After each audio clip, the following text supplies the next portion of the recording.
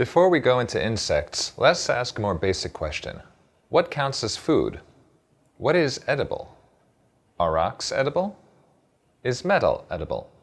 If you said no, you're wrong. Salt is a rock. It's a mineral mined from the earth. And certain metal is edible. Silver foil, gold leaf. They have no nutrients or flavor, but can still be put on food as decoration. So let's ask a different question. Of all the animals that can be safely consumed, that aren't poisonous or too hard or too small to make a meal out of, which ones do we consider food? If you are a vegan, the answer is none. Animals are friends, not food. If you are a pescatarian, fish are food, chickens and cows are not.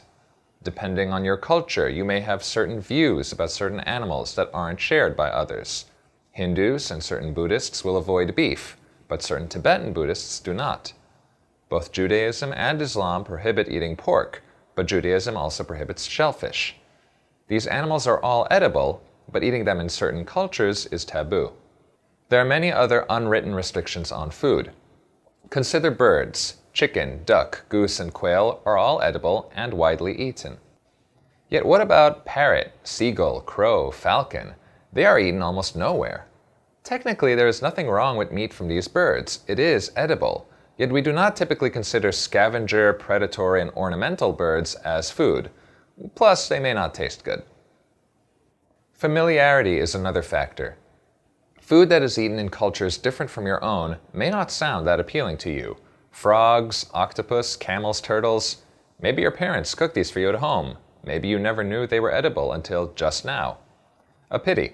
If you travel the world, you will encounter many strange and wonderful delicacies, and eating them is part of experiencing other cultures, though for some, that's a step too far. Some animals have negative connotations specifically as food. Whales, for example, can be edible, but many are also endangered, and so people may avoid eating them to help conserve them. Bat soup is another example. In the past, this Palauan delicacy might have just been seen as something exotic. But after 2020, when bat soup was falsely associated with COVID-19, the dish took on completely different connotations. It didn't stop me from eating it that same year. Appearance of the animal also matters. Scary creatures are unpopular. If you have a strong phobia of snakes, for example, you might not be willing to eat them out of fear, even though it's cooked and can't possibly hurt you. Some creatures just don't look edible. Starfish, goose barnacles, sea pineapples. If you even know what these look like, you still may not know that you can eat them, let alone how to eat them. And even if you see them prepared, they still might just look unappetizing. So ugly animals aren't seen as food, but neither are cute ones. Puppies, kitties, bunnies, duckies, ponies. You wouldn't want to eat any of these, would you? They're pets, they're friendly, they're adorable. At least, they are when they're young. And yet, once they grow up in parts of the world, they are food. Ducks are food. Rabbits are food. Horse meat is food, available in parts of Europe and Central Asia. Cat meat is food, and dog meat is food. You can get cat and dog meat in Vietnam if you go to the right streets on the outskirts of Hanoi. I know many people find the idea of eating dogs and cats distasteful. But why? Because they are cute? Baby cows are cute, but veal exists. Because they are domesticated? Cows are just as useful as dogs are. They help with the farm work, pulling carts and plows, making milk. A cow is a great friend. Why eat cow and not dog? Besides, have you tasted dog? You might like it more than beef. So why eat one animal and not the other? A vegan would argue if you wouldn't eat a dog, then you shouldn't eat a pig or cow either. I would argue if you're eating pork and beef, you might as well try the bo sin tang in Korea or the thit meo in Vietnam. I suspect most people feel somewhere in the middle of these two extremes. I'm not going to judge, and I hope you will not either. So, what about insects? Well, think for a minute. If you have never eaten insects before, why not? Are they too scary? Too cute? Too helpful? Too unfamiliar? Too exotic? Or are insects just a food you didn't even know existed?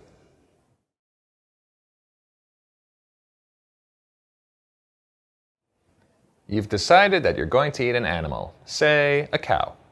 What part of the cow do you eat? The muscle meat? From where? The flank? The face? The rump? How about the organs? The brain, the heart, the udder, the hoof, the bone marrow, the eyes, the tongue, the thymus gland. Different parts of the same animals have their own culturally specific culinary do's and taboos associated with them. Again, I'm not talking about the parts that are toxic or too tough to digest, but from all the edible parts of an edible animal, which are food? Again, some of these taboos are religious. Both Judaism and Islam require that animals be slaughtered in a certain way and prohibit the consumption of blood. And Judaism goes further by prohibiting the cuts from the hindquarters of the cow.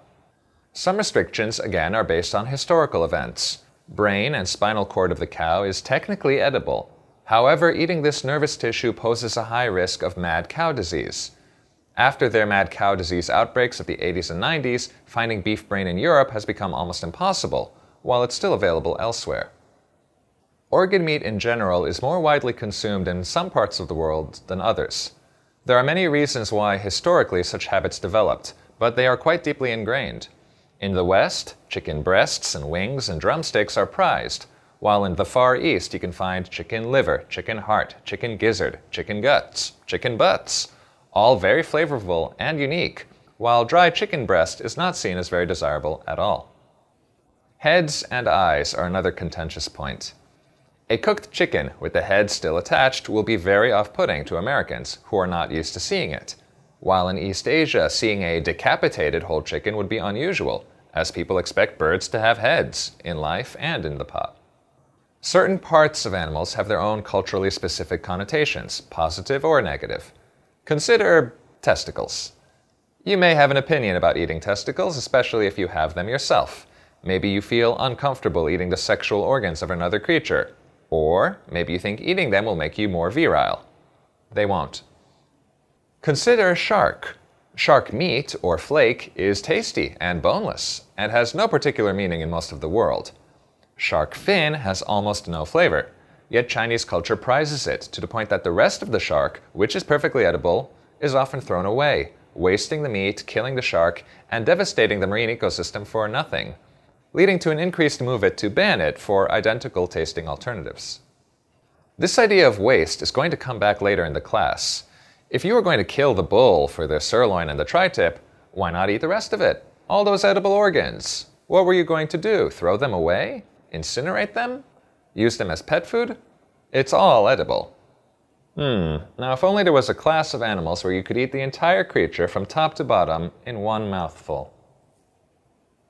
I want you, dear students, to think, how has your culture, your society, your family, your country, your religion, your language, your friends and colleagues, your restaurants and supermarkets and cafeterias, how has everything you see around you programmed you to look at different parts of different animals? What factors have shaped your perception of what is edible and what is not? And how interested are you in breaking out of these restrictions and trying something new?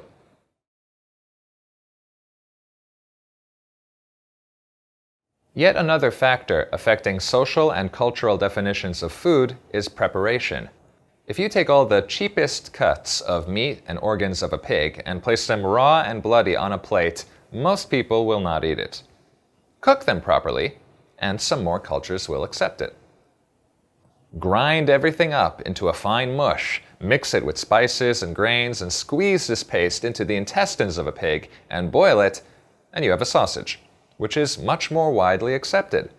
Preparation is important.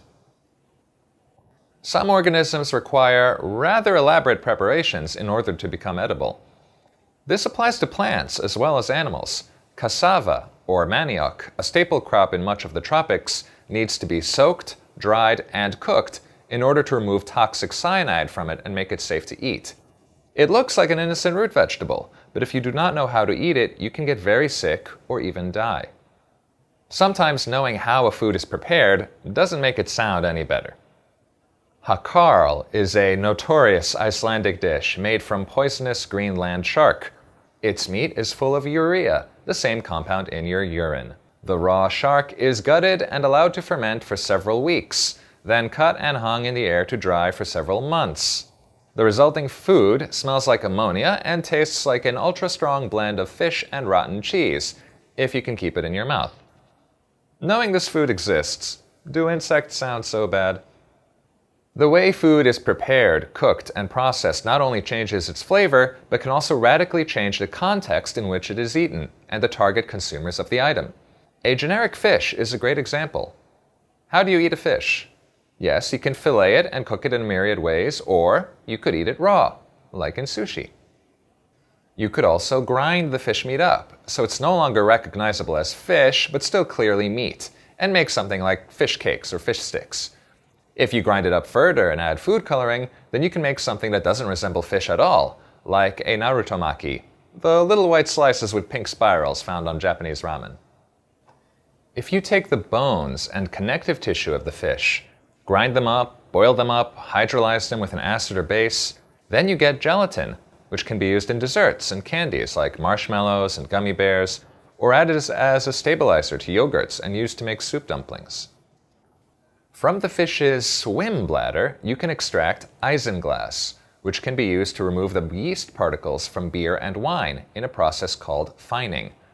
And if you squeeze the oils out of the fish, you get fish oil, which is sold as a health supplement. All these different items, foods, food additives, supplements, snacks, desserts, all come from fish. When you add processing and cooking, the possibilities for a particular food item become extraordinary. And you may be surprised just how many animal products are found, not only in non-meat food, but even in household products you use every day.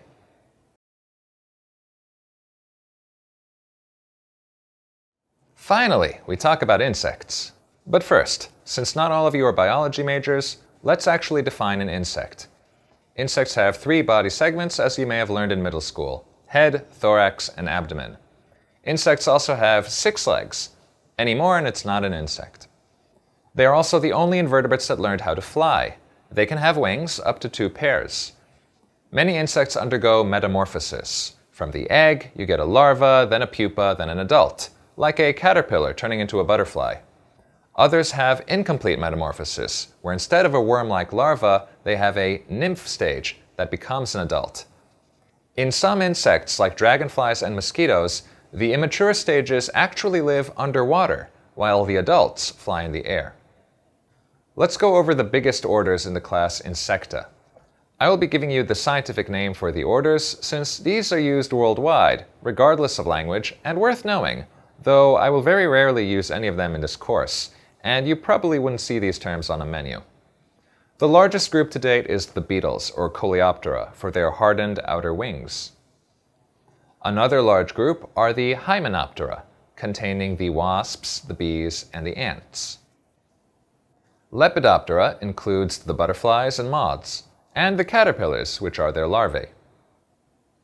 Diptera are the true flies, a very diverse order that includes houseflies and mosquitoes. All these groups undergo complete metamorphosis. Their larvae or pupae are often more commonly eaten than the winged adults. The next groups undergo incomplete metamorphosis. Their nymphs often look like smaller, wingless adults. This includes the Hemiptera, the true bugs. All bugs are insects, but not all insects are bugs. True bugs have piercing, sucking mouthparts that let them suck up fluid. This order includes aphids, stink bugs, and cicadas. Blatodia, from the Greek for roach, includes the cockroaches as well as the termites, both very important detritivores that recycle nutrients into the soil. Orthoptera includes grasshoppers, crickets, and katydids. Not the most diverse group, but certainly one of the most widely eaten, because most of these are non-toxic. There are several other orders: the dragonflies and damselflies, the stoneflies, praying mantids, stick insects, lice, fleas, earwigs, thrips, etc. We call the study of these creatures entomology, from the Greek word for the study of insects. Entomology is an important discipline. Vertebrates may get all the attention, but it's insects that rule the world. Insects are found on every continent, including Antarctica. They are in every terrestrial biome and can be critical parts of the ecosystem. They play a huge role in agriculture, both from the large numbers of pests that threaten our crops to the beneficial insects like bees that pollinate crops and wasps that kill the pest insects and keep our crops safe. Many insects clean up garbage, fallen leaves, fallen logs, corpses, food waste, keeping the earth clean. Finally, insects are the most diverse group of animals on Earth. There are over 1 million species of insects described, and we think there are another 4 million that have not yet been discovered. Compare this to plants, of which there are only around 350, maybe 400,000 species, or mammals, of which there are less than 6,500 species. Pathetic! Not all of the 1 million species of insects are edible. Many are too small to bother eating, or too rare to ever become a food source. Some are poisonous and should not be eaten, but the same can be said for plants. Some plant chemical defenses are what makes them special, like spices and herbs. And insects, too, often have chemical defenses that lend them very unique tastes. The sheer diversity of insects means even if 0.1% of all known insects were edible, that would still be 1,000 species, which is more than the number of vertebrate species we farm for food. Insects are a diverse cornucopia of possible flavors. What a bounty awaits us.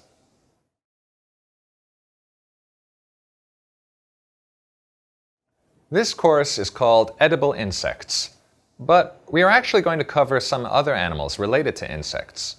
So let's back up the evolutionary tree a bit. An insect is a type of arthropod from the phylum Arthropoda.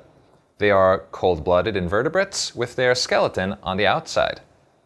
This exoskeleton is like a suit of armor, which they must shed in order to grow, like a lizard shedding its skin. Arthropods have segmented bodies and jointed legs. The word arthropod itself comes from the Greek for jointed legs. Insects are the biggest group within Arthropoda. The closest relatives of the insects are the crustaceans, the crabs, lobsters, shrimp, as well as several other creatures like isopods and copepods. You may have noticed that several of these crustaceans are edible.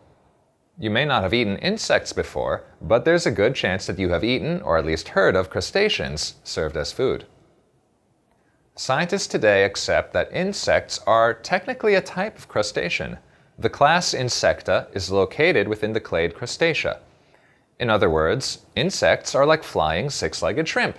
If you can eat sea crustaceans, why not land crustaceans?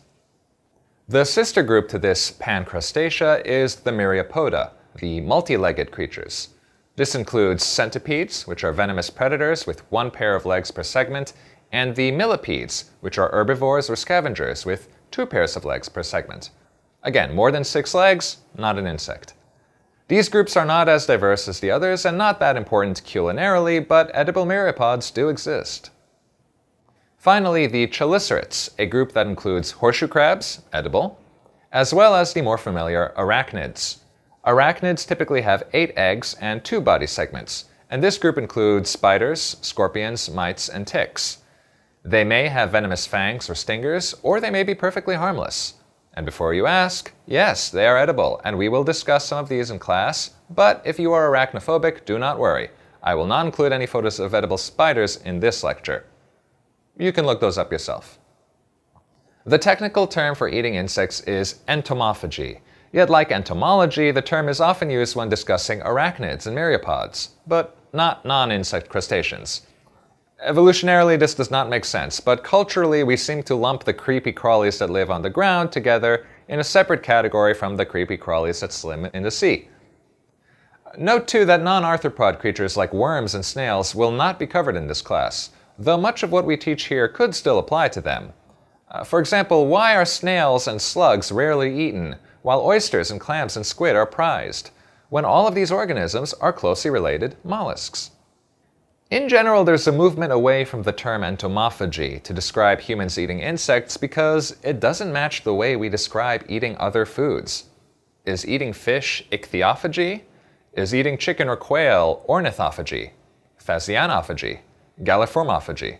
We don't like to talk like that when we describe normal food, and we shouldn't talk about that when describing insects, especially if we want them to be considered normal. Hence, we will use the term edible insects in this class, even though some of the organisms we will talk about are not technically insects. I hope you can find it in your hearts to forgive me.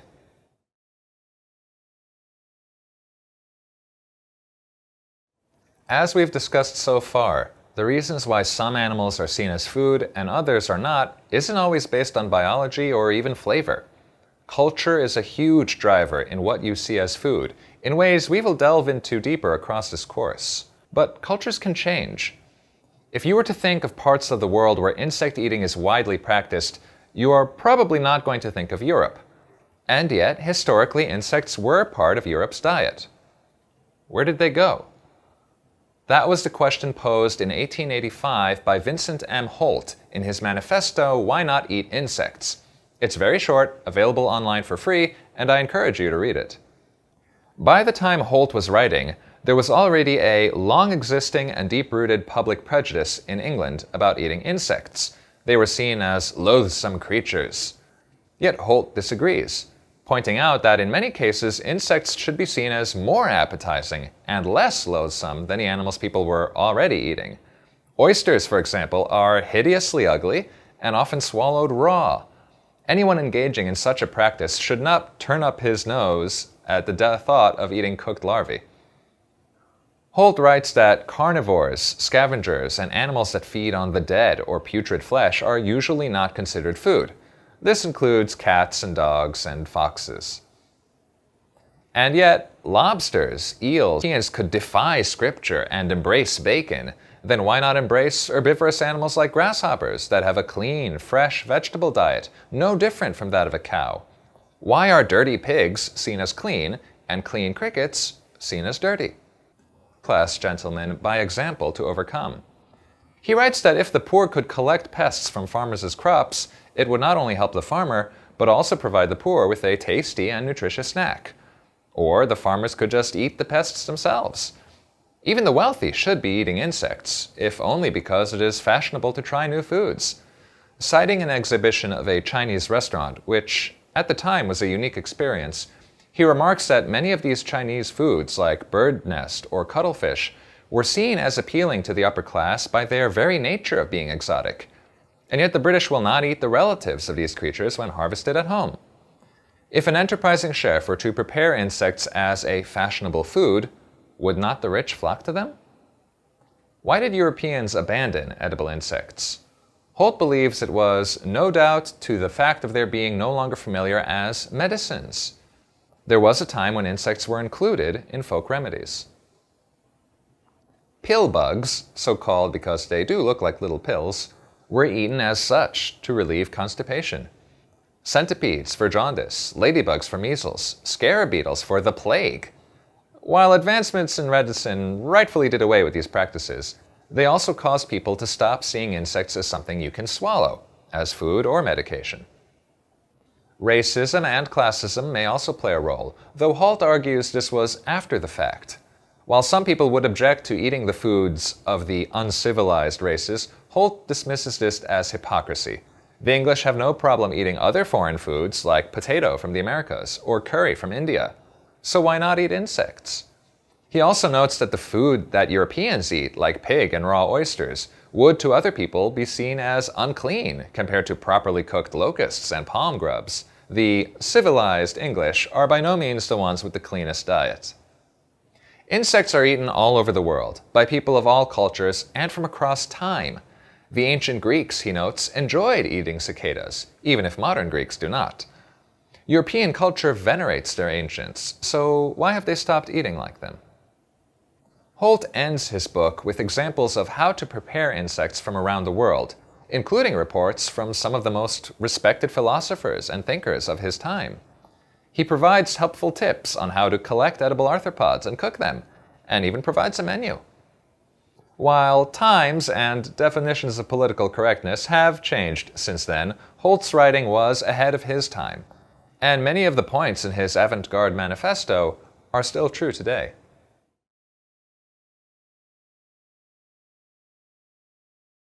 For many people, eating insects is still something new. Efforts to promote eating insects in Europe have been ongoing since at least the 1880s. So why didn't these earlier strategies work? What is keeping entomophagy down? What will it take to make insects a normal and accepted part of one's daily diet? Enter the theory of diffusion of innovations, that seeks to explain how and why new ideas and technologies spread in a population, or while they fail to do so. Diffusion of innovations deserves a course in and of itself, so this is going to be a very brief overview of the concept, as much of this course is structured around the theory's principles. An innovation is anything new. A new technology, software, behavior, or product. Innovations can be anything from a new style of smartphone, or using an automobile instead of a horse. In agriculture, an innovation can be a new variety of crop, or an alternative form of pest management. In public health, innovations are hugely important, like wearing face masks or getting vaccinated against COVID-19. The innovation doesn't need to be new worldwide, just new among the population of adopters. Diffusion is the process by which an innovation is communicated through certain channels over time among the members of a social system. These channels include the adopters themselves, which could be individual people within a system, like a culture or country, or organizations or businesses. Other communicators include change agents, who actively try to promote the innovation, and opinion leaders. Think of the people who influence you. Your people tend to trust and associate more with those who are closer to them, your friends and family, of course, but also people from the same culture as you, same income level, same political leanings, etc. You are more likely to learn about an innovation and adopt it if the person communicating it to you is similar to you. Different people are intrinsically more or less likely to adopt innovations. Think, for example, of a new technology, a new gadget. Some people are innovators. They always want to be the first to try something new. They will wait in line for that new smartphone the moment it comes out, and are usually the first to hear about it because they follow the innovation news. If the new product is terrible, full of bugs and glitches, the innovators will be the ones who suffer from them. So they are generally risk tolerant. Next are the early adopters. They aren't as intent on being the first to innovate, but they are more likely to adopt an innovation if they think it can benefit them. Early adopters tend to be younger, more educated, more wealthy, of a higher social status, and more cosmopolitan or worldly. They can afford to take a risk, and are open to opinion leaders who influence others. Then you have your majority. Most people fall into these groups. The early majority will take longer to be convinced, but if they see that an innovation is good from watching the early adopters, then they will be convinced to adopt it. The late majority are more skeptical and less risk tolerant. They don't just want to see if the innovation is positive, they are waiting to check that the innovation is not negative. They tend to be older, less educated, less well connected to change agents and people different from themselves, less wealthy, and with less social status.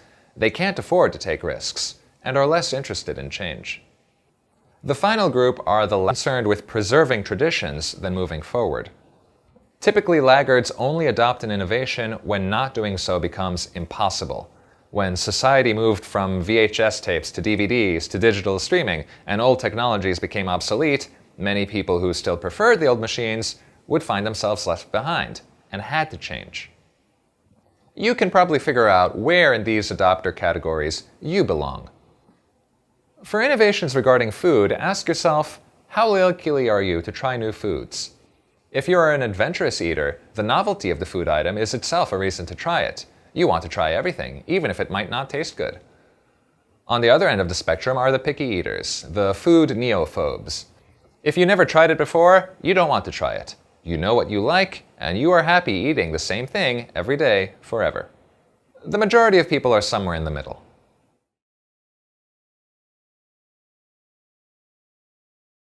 So what are the characteristics of a successful innovation? One, food. Is it more nutritious, more delicious? Lastly, what is the social cost? Sometimes an innovation may be more expensive, but the prestige and social approval you get from it gives it a net advantage. Alternatively, it may be a useful innovation, but the social cost of adopting it is too high, and people will judge you for it. Next, compatibility. Is this innovation compatible with your daily life, with your culture, with your ideals, compatible with your beliefs? An innovation must also be compatible with your needs. A new food item with extra calories and more fat isn't going to be compatible with someone trying to lose weight. Third, complexity. How difficult is the new innovation to adopt? How much knowledge or education do you need to get started? For food, is it easy to prepare and cook? And is it easy to merge it into a menu or meal plan? Fourth, trialability. How easy is it to actually try this innovation before completely adopting it? Can you take it for a test drive? Can you see if it works under your conditions? Finally, observability. How easy is it for others to see that the innovation is being adopted and used? And how easy is it to share? Let's assume that you, right now, are already convinced that you want to eat insects. You're already satisfied with the arguments, you've heard enough, you want to try it. Well, now what? Do you know where to get edible insects? My guess is you are not in a part of the world where insects are regularly sold in stores and markets. Nor are you much in the way of wild insects besides cockroaches, mosquitoes, and moths, none of which are pretty appetizing. Even if you do live with access to unspoiled nature, would you know which insects are safe to eat and how to catch them? Would it even be worth your time if you could just go to the corner store and enjoy cheap and plentiful calories and nutrients and flavors you know you enjoy? This is a part of the fusion of innovations that I would like to stress. You can't just get people to demand an innovation. You also have to ensure that there is a supply of innovation for the demand that is already there. If supply is too low, then it becomes harder to find the item, increasing its cost and reducing its convenience, meaning the relative advantage goes down. Lack of opportunities to try something also mean low trialability, which further reduces the odds of an innovation becoming successful. With edible insects, I would argue the biggest problem today is not active rejection, where people say, I refuse to eat insects, but passive rejection, where people say, I would like to eat insects, but I don't have a chance to. Experiments have shown that when natural history museums or schools put on an edible insect event, the people who attend do become positive about eating insects. But if these one-off events are their only chance to try it, then the innovation is not successful. Passive rejection is as much, if not more, of a problem for edible insects than active. At this point in time, in order to improve the adoption of edible insects, we should focus on ensuring people have insects available to eat.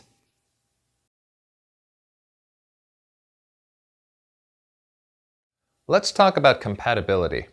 Are insects compatible with our views of food? Is eating insects compatible with our views of proper, civilized eating behavior?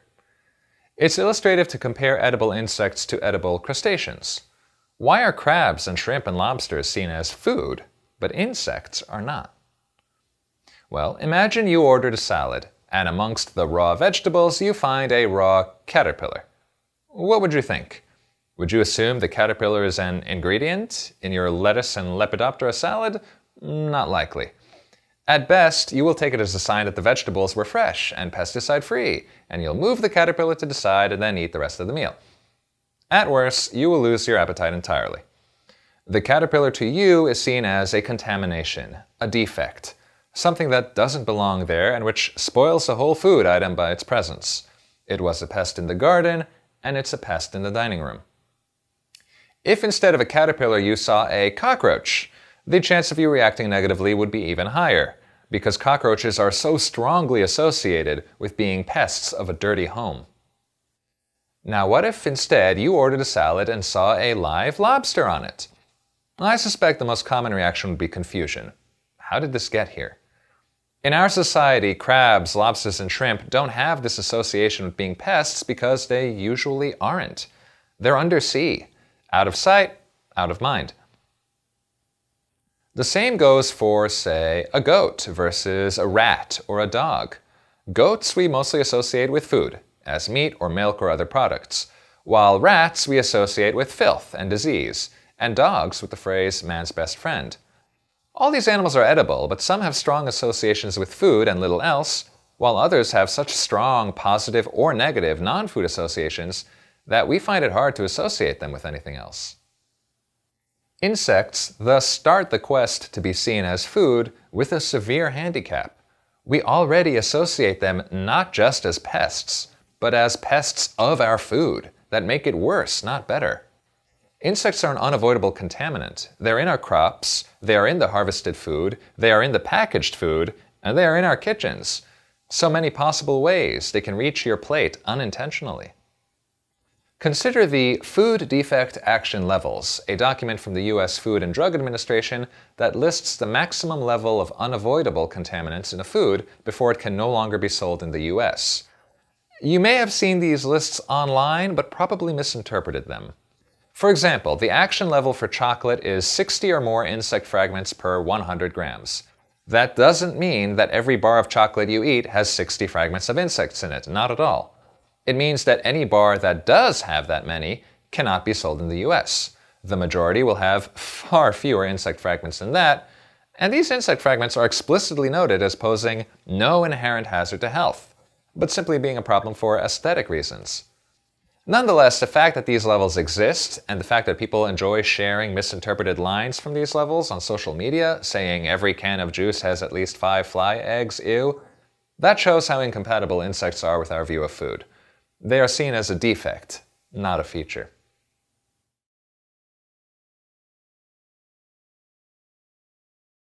In 1992, in Wyoming, USA, a group of parents refused to let their elementary school children take a class on edible insects because they were afraid their children would start eating insects from trees.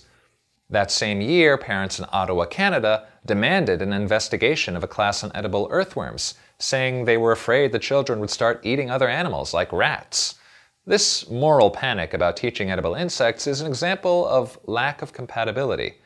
The idea of eating insects did not align with these parents' values or ideas of proper child behavior. Now imagine that you were a child in these schools, and your parents not only approved of edible insects, but also packed you an edible insect meal. What do you think that child would experience if they started eating insects in school, in a culture where insects are seen as non-food?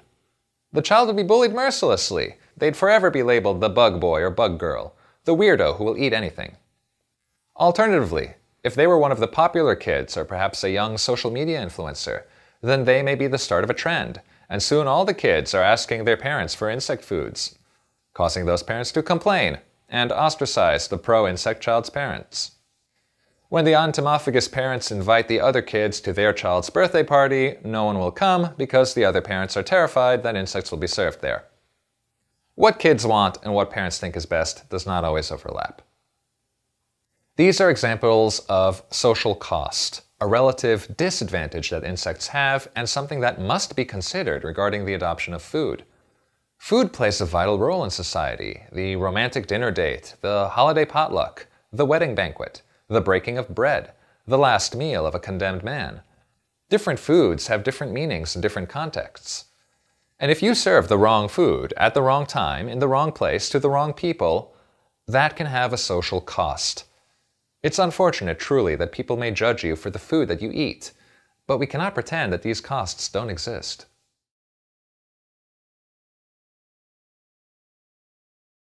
The good news is cultures change. People and societies change. Technologies change. Values change, all of which affect relative advantage and compatibility. The faux pas of the past become model behavior of the future. And the same applies for food. It's happened before, and it will happen again. The best example of this is the lobster. As Vincent Holt said, the lobster is a loathsome creature, a bottom feeder caught using rotten meat as bait. And yet lobster was widely prized among the most fashionable diners of England at his time. It wasn't always that way, and may not stay that way. The edible lobster is native to the North Atlantic, and in the 1600s in the Americas, lobster would pile up on the beaches in huge numbers. Lobster rots almost immediately after death, so it has to be very fresh to eat. So if you were going to the beach to collect free and probably rotten lobster to eat, you must have been the poorest of the poor. Having lobster shells in your dining room was seen as embarrassing, a sign of poverty. American dock workers from this era actually protested, saying it was cruel and inhumane to be fed lobster more than twice a week. What changed? Was there a movement to encourage people to eat lobster, an edible crustacean course at universities? No. What happened was technology. In 1860, canning technology was invented. Cheap foods could now be transported across the USA. In 1869, the Transcontinental Railroad connected the east and west coasts of the US, and for the first time, at a reasonable price, people from the Pacific coast could try canned foods from the east, or travel east as tourists and have lobster fresh. These West Coast Americans didn't have any preconceived notions about lobster. They didn't know it's supposed to be garbage food for poor people. All they knew is it's delicious. Later, improved shipping technology like clipper ships were developed that could cross the Atlantic at relatively high speeds, fast enough that they could carry live lobster on ice to the kitchens of Europe, where again, nobody knew that lobster is supposed to be food for the poor. All they saw was an exotic American dish transported across the seas alive for maximum freshness. And it's tasty. As a result, lobster became internationally recognized as not only delicious, but a delicacy. It has to be shipped alive and eaten fresh. This meant lobster was relatively expensive. The food for the poor became a food for the rich, almost by accident. Today, we are seeing a movement in the opposite direction. Overfishing means the lobster population is much smaller than it ever was, driving up costs so even fewer people can eat them. In 2004, an essay entitled "Consider the Lobster" was published in Gourmet magazine, criticizing the practice of boiling lobsters alive and asking whether or not they can feel pain.